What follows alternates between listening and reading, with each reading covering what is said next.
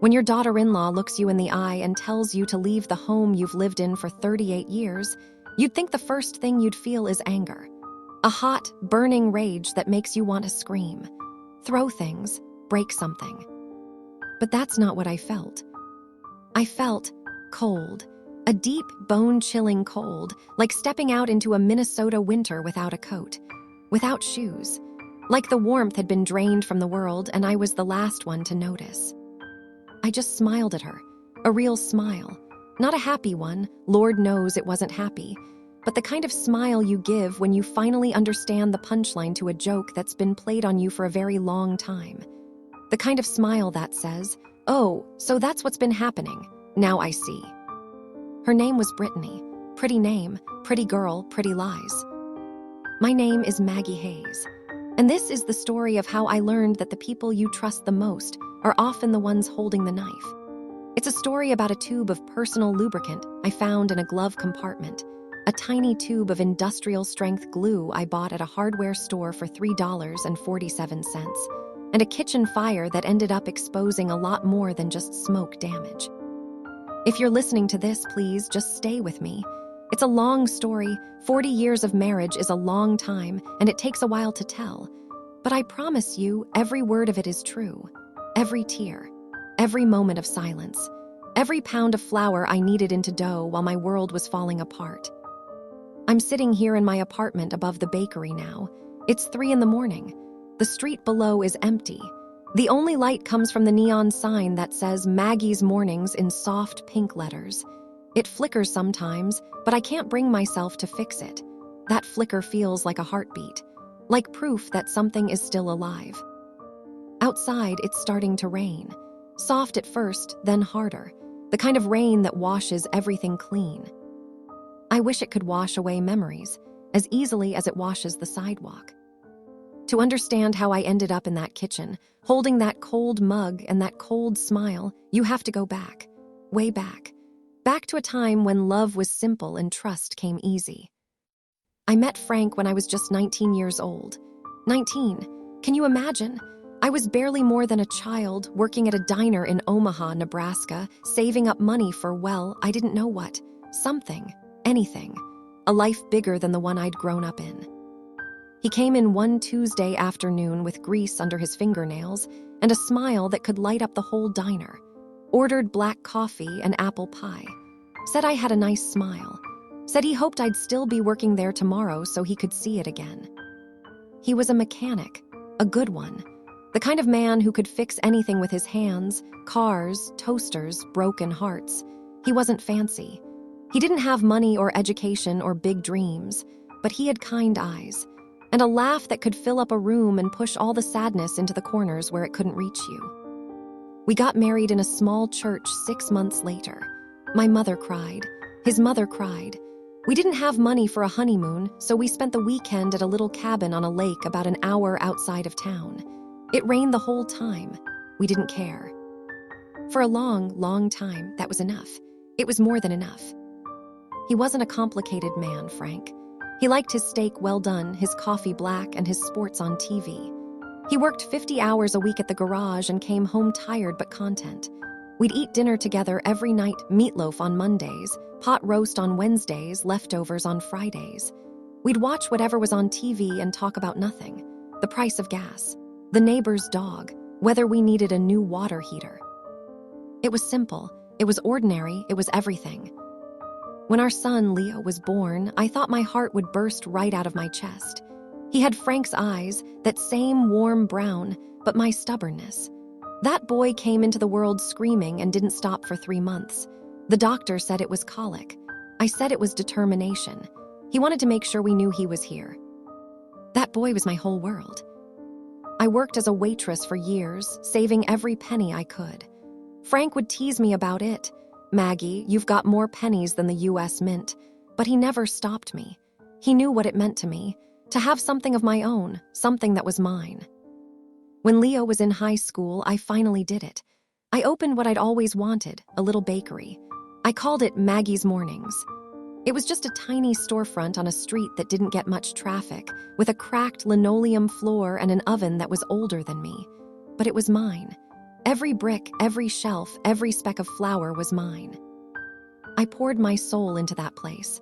I'd wake up at 3 a.m. to start the ovens, and the smell of cinnamon and yeast would follow me everywhere.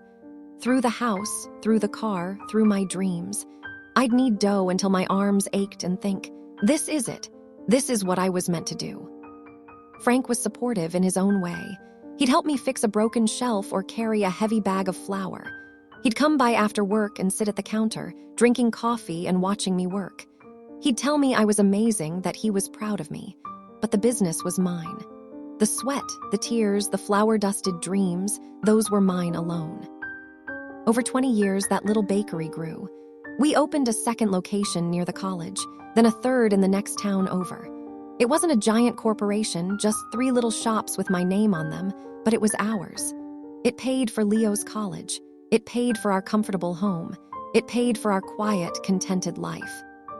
Leo grew up and fell in love with a girl named Brittany. He brought her home for Sunday dinner, and I took one look at her and thought, well, isn't she something? She was pretty, I'll give her that. Blonde hair that fell in perfect waves, a smile full of perfect white teeth, eyes that seemed to light up whenever she looked at you. She was a social media manager, always on her phone, always taking pictures of her food, always typing away at something. She had a way of making you feel like you were the most important person in the room when she was talking to you. When they got married, I welcomed her with open arms. I taught her our family recipes for Thanksgiving. The cornbread dressing my grandmother taught me, the sweet potato casserole with the marshmallow topping, the pumpkin roll that took 3 hours to make and 20 minutes to disappear. I told her, Brittany, you're not just marrying Leo, you're marrying into this family. We take care of each other. We show up for each other. We love each other no matter what. She smiled that perfect smile and said, I know, Maggie, I'm so lucky to have you. For a while, it seemed like we did. For a while. The first crack appeared about 2 years ago. It was small. Tiny, really, like a hairline fracture in a fine china plate. You almost don't see it at first. You almost convince yourself it's just a shadow, just a trick of the light. But it's there, and once you see it, you can't unsee it. Frank, who could barely send a text message without calling me for help, suddenly became obsessed with his phone. He'd always been a man of routines, simple routines. He'd come home from the garage at exactly 5:47 every evening. He'd hang his keys on the hook by the door. He'd eat dinner, watch the news, and then fall asleep in his recliner by 8:30, snoring softly while reruns of M***S**H played in the background. But now he'd come home, grab his phone, and disappear into the bedroom for an hour before dinner. He'd take it to the bathroom with him. He'd set it face down on the table during meals, then pick it up the second he finished eating. Work stuff, he'd say when I asked. New inventory system at the garage. Gotta learn it. All these young guys, they do everything on their phones now. I didn't think much of it. People change. Technology changes. It made sense that he'd need to adapt. Then came the business trips. Frank never had business trips. He fixed cars. The only place he ever drove was to the auto parts store on the edge of town, and sometimes to the garage across town to help a friend with a tricky transmission. But suddenly, he had supplier meetings in Kansas City, industry conventions in Des Moines, training seminars in Springfield. You're going to Springfield for training? I asked one night, packing his bag for him like I'd done for 38 years.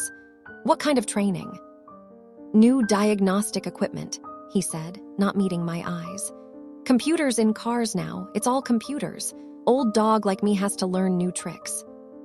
He'd come back from these trips late at night, long after I'd gone to bed. I'd wake up to the sound of the front door opening, the creak of his footsteps on the stairs. He'd slip into bed beside me, careful not to wake me, and I'd pretend to be asleep. But I wasn't asleep, not really. I'd lie there in the darkness, listening to his breathing, and I'd smell it. A faint perfume, sweet and cloying like cotton candy and lilies. The kind of perfume a younger woman wears. The kind of perfume I stopped wearing years ago. Honey, I said one morning, trying to keep my voice light, casual. You smell like a flower shop. Did you stop somewhere on the way home?" He laughed it off, a little too quickly, a little too loud. "Yeah, actually, stopped at that new candle place on the edge of town. The one Brittany's always talking about. Got you one. Forgot to give it to you. It's in the truck." He never did give me that candle. I started to feel a knot in my stomach, a constant, low-level anxiety that followed me everywhere. Through the bakery, through the grocery store, through my dreams. I'd lie awake at night, listening to him snore and wonder who he was dreaming about. I'd watch him sleep and think, "Who are you, Frank?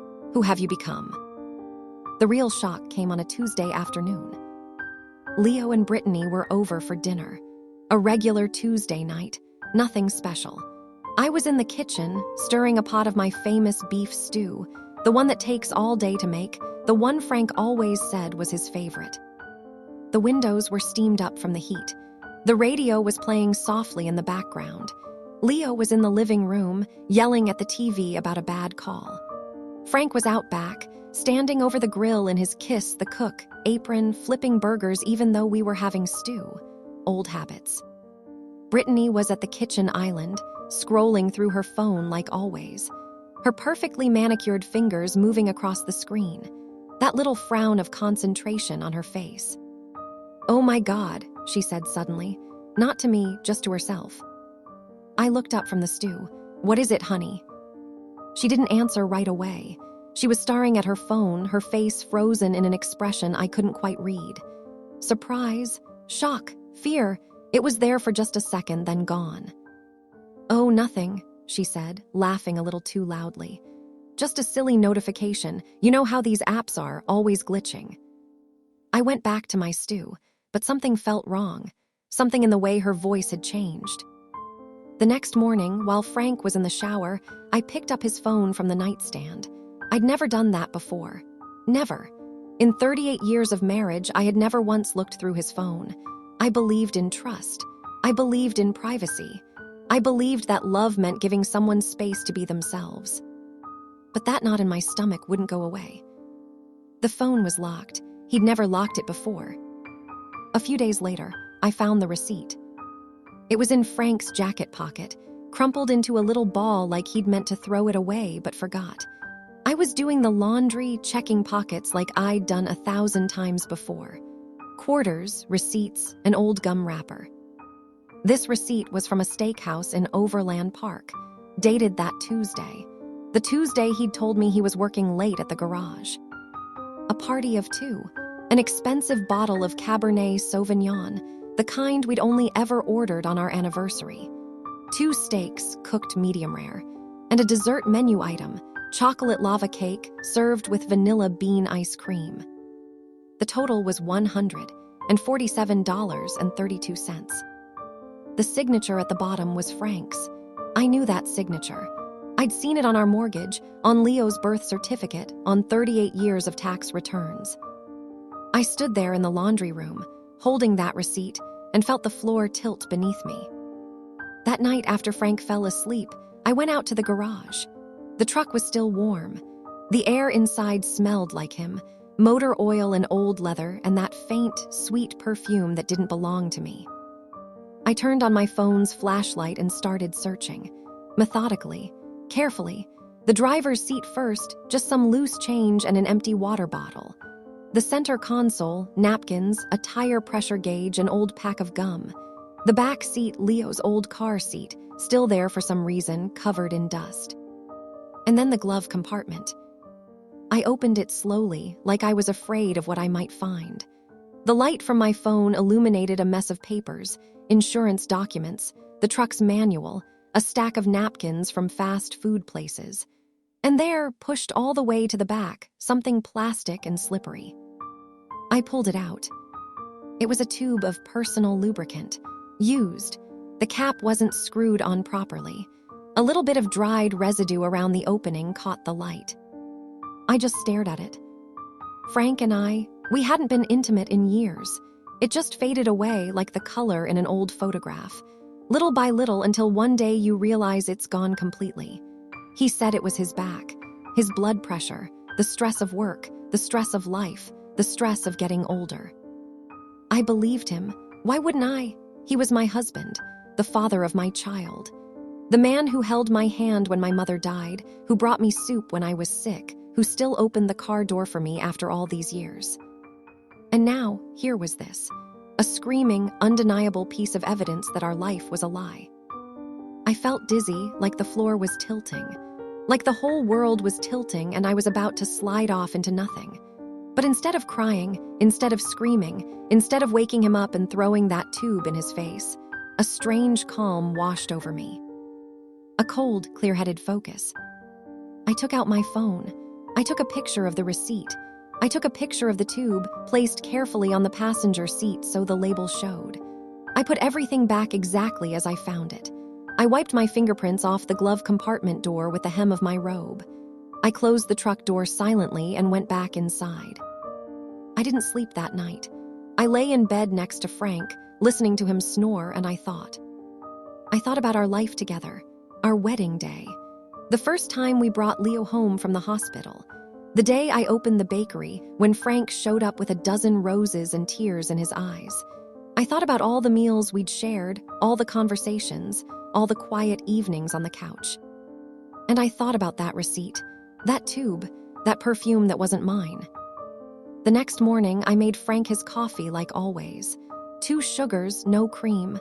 I made his eggs over easy, the way he liked them. I kissed him goodbye when he left for work. And then I called Gary. Gary used to be a customer at the bakery. He'd come in every morning at 6:15 sharp, order a black coffee and a cinnamon roll, and sit in the corner reading the newspaper. He was retired from the police force, 30 years on the job, and he had that look. The look of a man who's seen everything and isn't surprised by much anymore. We'd chat sometimes between customers. He told me about his wife, who'd passed away 5 years ago, about his daughter, who lived in California and called him every Sunday, about how retirement was harder than he'd expected, too much time to think. When I needed help, he was the first person I thought of. We met at a diner on the edge of town, the kind of place where nobody pays attention to anyone else. I slid a flash drive across the sticky tabletop. Gary, I said, my voice barely above a whisper. There's a receipt on there, and a photo of something I found in his truck. I think my husband is having an affair. I need to know with who. He looked at the photos on his phone, his face impassive. No judgment, no surprise, just the calm, methodical attention of a man who spent his life looking for answers. Okay, Maggie, he said. I'll follow him for a week, see what I can see. Don't do anything rash, don't confront him, don't tip him off. Just go about your life like normal. I nodded. I can do that. Can you? He looked at me directly, those kind eyes seeing right through me.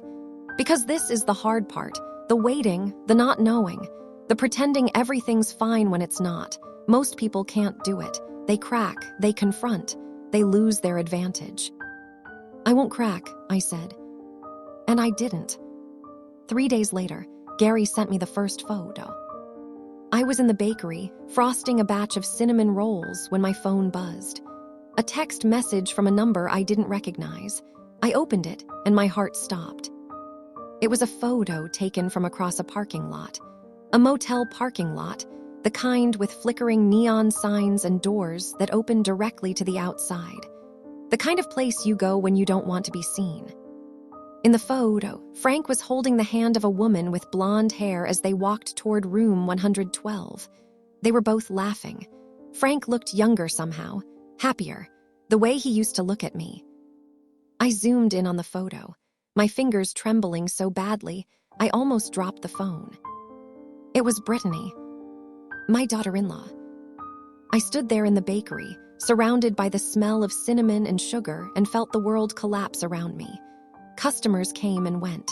The register rang. The mixer whirred. I moved through it all like a robot, smiling and nodding and taking money, while inside I was screaming. Leo's wife, the girl I taught how to make my mother's stuffing, the woman who sat at my dinner table and called me Mom, the woman who held my hand when Leo proposed and cried happy tears at their wedding. And Frank, my Frank, the man I'd loved since I was 19 years old. More photos came over the next few days.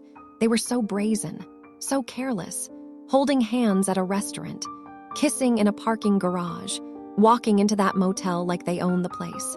The look on Frank's face in those pictures, that look of pure, youthful infatuation, I hadn't seen it in 30 years. He looked at her the way he used to look at me. Then came the audio.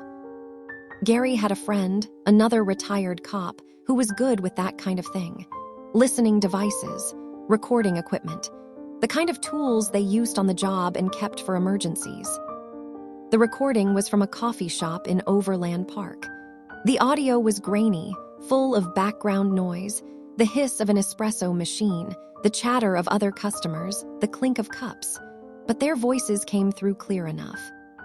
First, Brittany, sharp and cold, nothing like the sweet daughter-in-law I knew. "Frank, you need to get the papers ready. The business is the prize. We get the business, we get the house, we get everything. That bakery chain is worth, what did you say? Almost $2 million. $2 million, Frank. Do you know what we could do with that? We could go anywhere, do anything, never work another day in our lives." Then Frank, softer, hesitant, but still agreeing. I know, I'm working on it. She trusts me completely. I'm on the accounts. I help with the books. I just need to find the right lawyer, someone who can draw up the transfer papers without her knowing. It takes time, baby. Baby, he called her baby. I don't have time, Brittany snapped. Leo's starting to ask questions. He wants to try for a baby, Frank, a baby. Can you imagine me stuck here with a kid while you're still married to that old woman? No, we need to move faster. Get the papers, get the money, and then we're gone. I listened to that recording in my car, parked in an empty lot behind the bakery. I played it 3 times, 4 times, 5. Each time the words cut deeper. They weren't just cheating on me.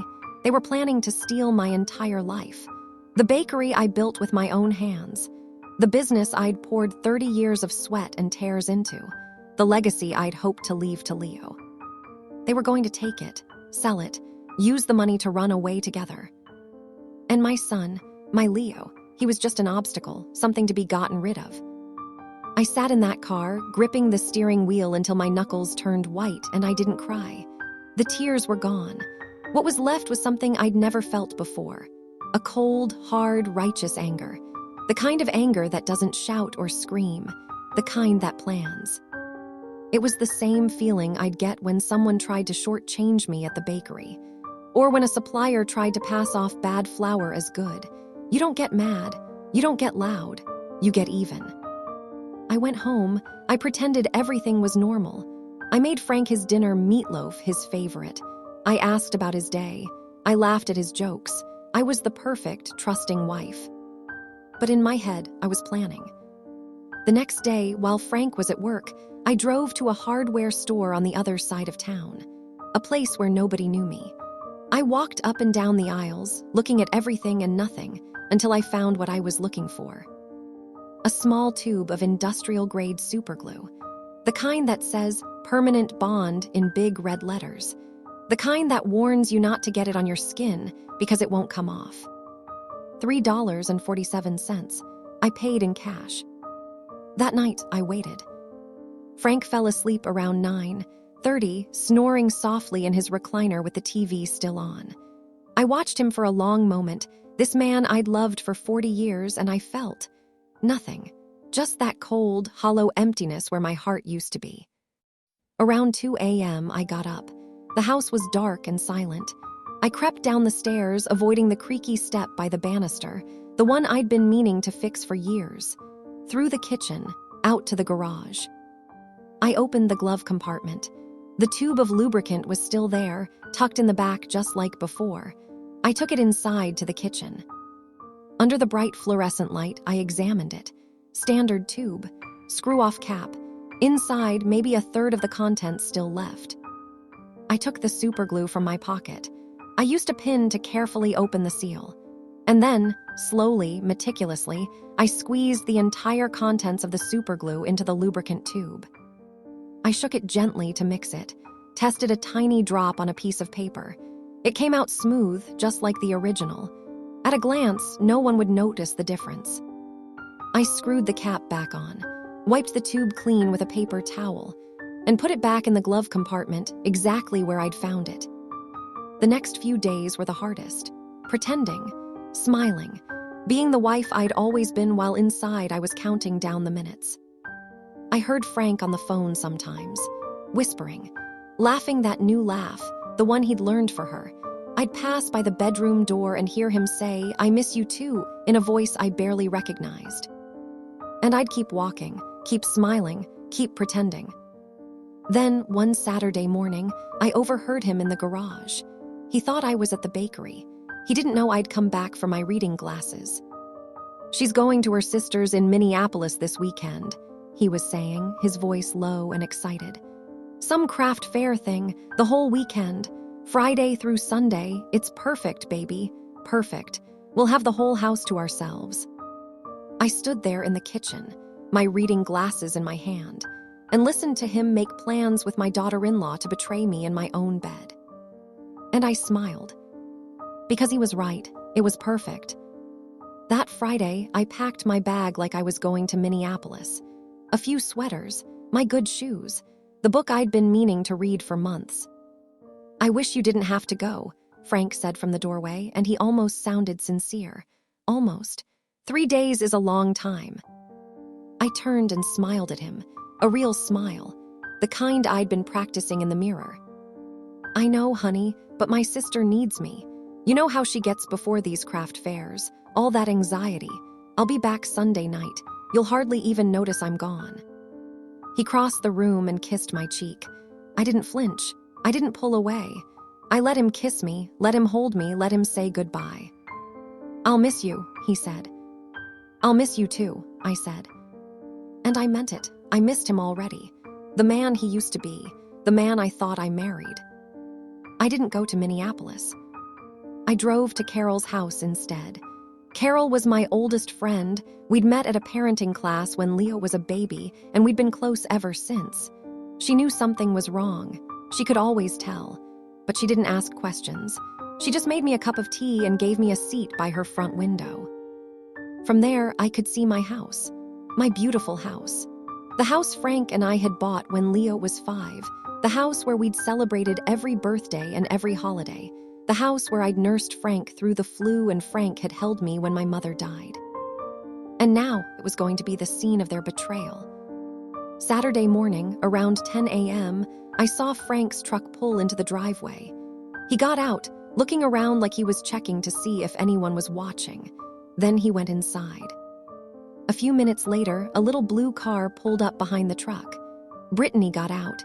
She was wearing a sundress, pink with little flowers and big sunglasses that covered half her face. Her blonde hair was loose, falling in waves past her shoulders. She practically skipped up to the front door. Frank opened it before she could knock. He grabbed her hand and pulled her inside. The door closed behind them. I took a deep breath. "Are you okay?" Carol asked softly. I nodded. "I will be." The plan had 2 parts. Part 1 was already in motion inside my house. That tube of superglue, sitting innocently in the glove compartment, ready to be used. I'd made sure Frank's truck was almost out of gas the night before, hoping they'd take my car instead. My car, with the glove compartment I'd prepared. But even if they didn't, even if they used Frank's truck, I had another surprise waiting. Part 2 was a little smoke machine I'd set up in the kitchen before I left. It was simple. A small can of cooking oil on the stove. A tea light candle balanced on a metal lid right next to it. I'd tied a long piece of fishing line to the lid. The line ran through a small pulley I'd screwed into the window frame, then out through a crack in the window, across the backyard, and under Carol's fence. The other end of the line was tied to a small rock on Carol's back porch. All I had to do was pull the rock. The fishing line would pull the lid. The candle would fall into the oil. The oil would heat up and start smoking. Not a fire, just a lot of smoke. Enough to cause a commotion. Enough to bring the neighbors running. Enough to ensure that Frank and Brittany's little rendezvous would be interrupted in the most public way possible. I waited 45 minutes. I gave them time. Then I walked out to Carol's back porch, picked up the rock and pulled. At first, nothing happened. I stood there on Carol's porch, the fishing line slack in my hand, and wondered if it had worked, if the candle had fallen, if the oil was heating up. Then I saw it, a thin wisp of smoke curling out of the kitchen window, then another, then a thick black plume rising into the blue sky like a signal fire. Carol ran out onto her front lawn, playing her part perfectly. "Fire!" she screamed. "Frank and Maggie's house is on fire. Someone call 911. Neighbors poured out of their houses. Mr. Henderson from 3 doors down was already on his phone. Mrs. Peterson from across the street was clutching her robe and starring. A crowd began to form on the sidewalk, pointing and whispering. I stayed by the window, watching, not the smoke, the front door. The fire trucks arrived in less than 10 minutes, their sirens screaming. 2 big red engines, lights flashing, men in yellow gear jumping out before they'd even fully stopped. And behind them, running down the street in his jeans and a t-shirt, was Leo. Leo was a volunteer firefighter. He wasn't on duty that day, I'd checked, but he lived close by, close enough to hear the sirens, close enough to come running when he saw the smoke coming from his parents' house. "Mom's car isn't here," he shouted to the firefighters, his face white with panic. "She's in Minneapolis, but my dad's truck is here." The firefighters didn't wait. They kicked the front door in, a terrible splintering sound that I could hear from across the street. "Fire department, is anyone inside?" I leaned forward, my heart pounding. Through the open door, I could hear shouting, confusion, and then a scream, high-pitched, terrified, unmistakably Brittany. And another scream, deeper, Frank. Leo pushed past the firefighters and ran inside. What happened next I didn't see, but I heard it all. I'd hidden a small recorder in our bedroom the night before, behind the bookshelf near the headboard. Its battery was fresh, its memory was empty, and it was transmitting everything to an app on my phone. I put in my earbuds and listened. First, the sound of the firefighters entering the house, heavy boots on the hardwood floor, shouted commands, "Check the kitchen! Smoke's coming from the back." Then Leo's voice flat and cold, "Dad." A pause, then Frank's voice high and panicked, Leo, wait, don't." And then Brittany, sobbing, oh God, please, we're stuck, we can't." A firefighter's voice, professional but shaken, "Chief, we need help in here." Another voice, "What the hell?" And then Leo again, quiet, devastated, "Dad, Brittany."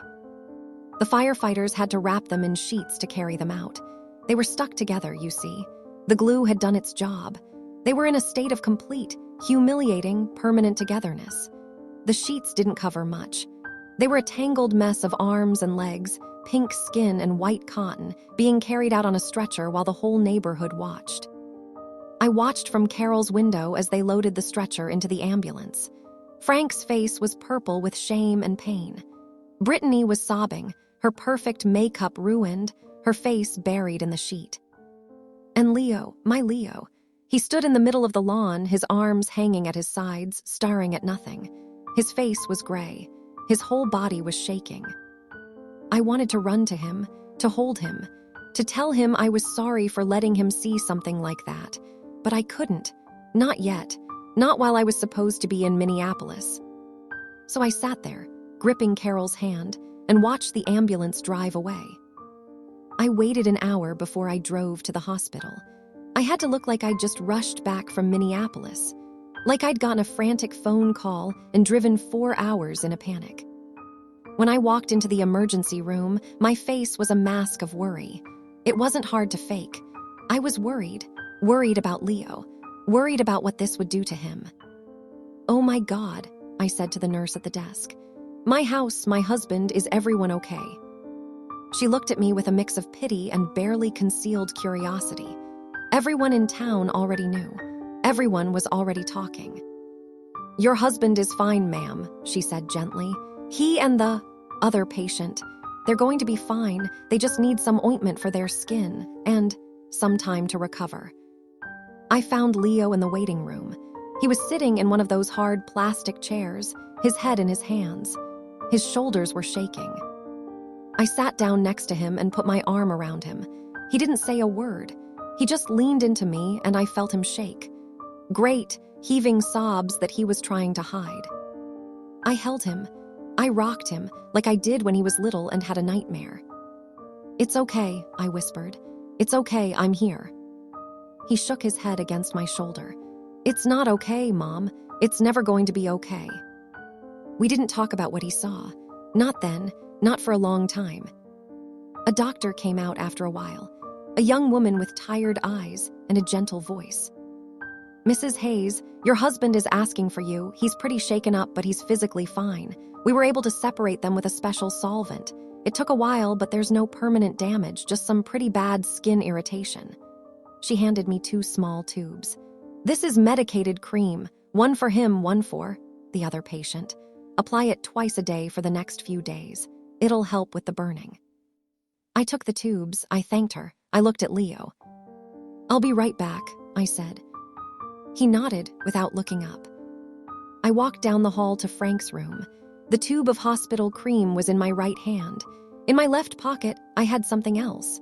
A tube of extra hot chili paste I'd bought at the farmer's market last summer. The kind with the warning label. The kind that said use with extreme caution. Frank was lying in the hospital bed, his face pale and drawn. He looked old. He looked pathetic. He looked like a stranger. When he saw me, his eyes filled with tears. "Maggie," he whispered. "Maggie, I'm so sorry. I can explain. Please let me explain." I walked to his bedside. I set the tube of hospital cream on the table next to him, and then I pretended to trip. Whoops! I grabbed the table to steady myself, and in that moment I swapped the tubes. The chili paste was now next to his water glass. The real cream was back in my pocket. I straightened up. I looked at him. This man I'd loved for 40 years. "I don't want to hear it, Frank," I said quietly. "Not now, maybe not ever, just rest, we'll talk later." I walked out. Brittany's room was at the end of the hall. I stood outside for a moment, gathering myself. Then I went in. She was crying. Her face was red and swollen, her perfect hair a mess, her makeup streaked down her cheeks. When she saw me, she tried to sit up, wincing at the pain. "Maggie," she sobbed. "Maggie, I'm so sorry. I don't know what happened. I don't know how." I held up my hand. "SHH," I said. "Don't try to talk."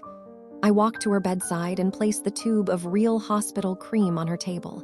"This is for your skin, honey. It'll help with the burning. The doctor said to use it twice a day." She stared at me, her eyes wide with confusion. You're being nice to me after what I did." I gave her a sad, confused look. The look of a woman who doesn't understand what's happening. The look of a victim. "I don't understand any of this, Brittany. I really don't. But you're still my daughter-in-law. You're still family. And family takes care of each other." I walked out. I was halfway down the hall when I heard it. A deep, agonized roar from Frank's room. Then, a few seconds later, a high-pitched shriek from Brittany's room. Nurses came running, doctors, chaos. I kept walking. Later, they said Frank must have had an allergic reaction to the cream. A very painful one. Brittany, too. Strange, they said, that they'd both react the same way to the same medication. I didn't say anything. I know, it was petty, it was small. It was maybe even cruel.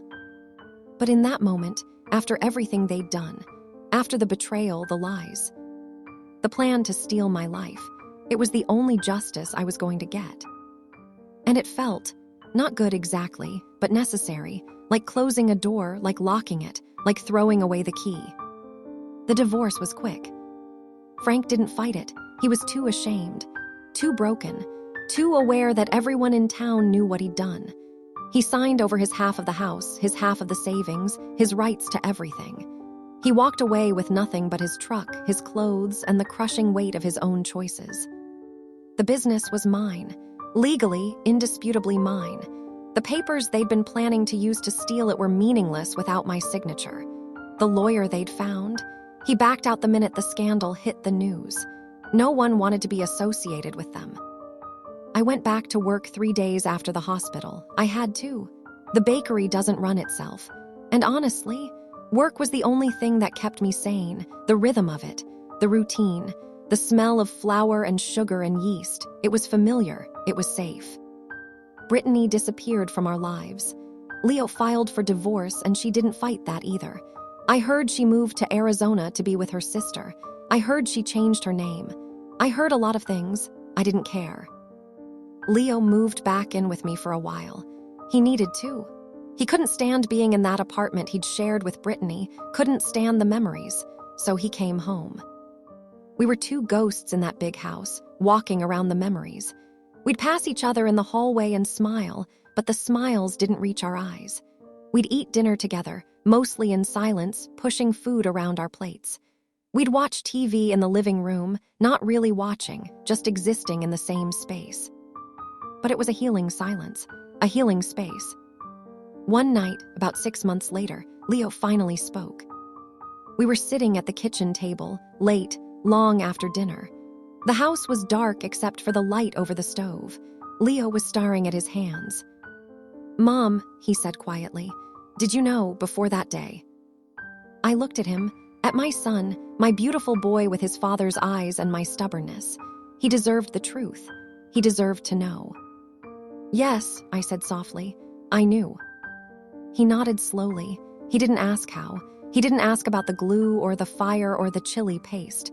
Maybe he suspected. Maybe he'd figured it out. Maybe he just didn't want to know. "I'm glad," he whispered, finally looking me in the eye. "I'm glad it was you who did it." I reached across the table and took his hand. "Me too," I said. "Life goes on. It has to." Maggie's Mornings is doing better than ever. We've opened a 4th location just outside of town. My picture was in the local paper last month. Local businesswoman celebrates 35 years. I smiled for the camera, a real smile, not the fake one I wore for so many years. People come from all over now. They say they love the pastries, and they do. I make the best cinnamon rolls in 3 counties. But I think they also come for a glimpse of the woman from the story. The woman who caught her husband and daughter-in-law in the most embarrassing way possible. I don't mind. It's a living. And honestly, it's kind of nice to be known for something other than my pain. I have a small apartment above the bakery now. It's cozy. It's mine. 2 bedrooms, a little kitchen, a window that looks out over Main Street. I can hear the bustle below, the cars and the people and the life of the town, and it makes me feel connected, like I'm still part of something. On weekends, Leo comes over with his new girlfriend, Sarah. She's a teacher at the elementary school. She has kind eyes and a gentle laugh, and she asks for my recipes, actually asks, and writes them down, and texts me later with questions about whether she did it right. We have dinner together every Sunday. I make pot roast on Sundays, Leo's favorite, and Sarah brings dessert. We sit around my little table, the 3 of us, and we laugh. We talk about nothing and everything. Leo's job at the fire station. Sarah's students. The funny thing that happened at the bakery this week. The sound of it fills up the whole apartment, pushes the silence into the corners where it can't reach us. I think about Frank sometimes. I heard he moved to Florida, lives in a little condo near the beach, alone. I heard he goes to the garage every day just to have somewhere to be, but he doesn't really work anymore. Just hangs around, drinking coffee, talking to the younger mechanics who don't know his story. I hope he's happy. I truly do. I hope he found whatever he was looking for. But I don't miss him. I miss the man I married, the one with the kind eyes and the big laugh, the one who held my hand when I was scared and brought me soup when I was sick. But that man had been gone for a long time before I ever found that tube in the glove compartment. Maybe he was never really there. Maybe I just imagined him. I don't know. I don't think about it much anymore. Sometimes, in the middle of the night, I wake up and listen to the silence. There's no ticking clock in this apartment. I threw that old one out, the wedding gift from my mother, the one that ticked through 40 years of marriage. It felt wrong to keep it, like keeping a reminder of a lie. Now there's just peace, the soft hum of the refrigerator, the distant sound of a train, my own breathing slow and steady. And every once in a while, when I'm walking through the hardware store for something, a new light bulb, a picture hook, some caulk for the bathroom. I'll pass the aisle with the glues and adhesives. I'll see that little red and yellow tube of industrial-strength superglue sitting on the shelf like it's nothing special, like it's just another product. And I'll smile. A small, private smile. A reminder that sometimes the best revenge isn't getting even. It's not about hurting people or making them pay. It's about giving them exactly what they asked for and letting them live with the consequences. Frank and Brittany wanted to be together, permanently, indivisibly, forever. And for one glorious, humiliating moment, they got exactly what they wanted. My name is Maggie Hayes. I'm 73 years old. I've been married, divorced, betrayed, and rebuilt. I've loved and lost and loved again, not a person, but a life. A life I built with my own 2 hands. If there's a lesson in all of this, I'm not sure I can put it into words, but I'll try. Love is a risk. Trust is a gamble. You give your heart to someone and you hope they'll take care of it. You hope they'll be worthy of it. Sometimes they are. Sometimes they're not. And when they're not, when they break your heart and try to steal your life and turn your son's world upside down, you have a choice. You can curl up and let it destroy you. You can let the anger and the pain swallow you whole. Or you can get even, quietly, carefully, in a way that no one will ever be able to prove. I'm not proud of everything I did. The glue, maybe. The chili paste, definitely not. But I'm not ashamed either. I'm just at peace. Because here's the thing they don't tell you about revenge. It's not about hurting the people who hurt you. It's about reclaiming your power. It's about looking in the mirror and knowing that you're not a victim. You're not someone who just let life happen to them. You're someone who fought back. The sun is coming up now, full and bright, painting Main Street in shades of gold and pink. Downstairs, one of my bakers is opening the shop. I can hear the jingle of keys, the creak of the door, the first sounds of another day. Soon I'll go down there. I'll put on my apron and tie my hair back and start the ovens. I'll make cinnamon rolls and danishes and my famous flan. Customers will come and go, and some of them will look at me with curiosity, and I'll smile and hand them their change and wish them a good day. And I'll be happy. Not the fake happy I wore for so many years. Real happy, content, at peace. Because I have my son, I have my bakery, I have my life. And Frank has his memories and his guilt and his little condo in Florida. Brittany has Arizona and a new name, and the knowledge that for one terrible, hilarious moment, the whole town saw her for exactly what she was. So if you're listening to this, if you're going through something hard, something that makes you feel like your whole world is ending, just remember. It's not. The world keeps turning, the sun keeps rising, the bakery keeps baking. And sometimes, the people who hurt you end up hurting themselves more than you ever could. My name is Maggie Hayes. This is my story.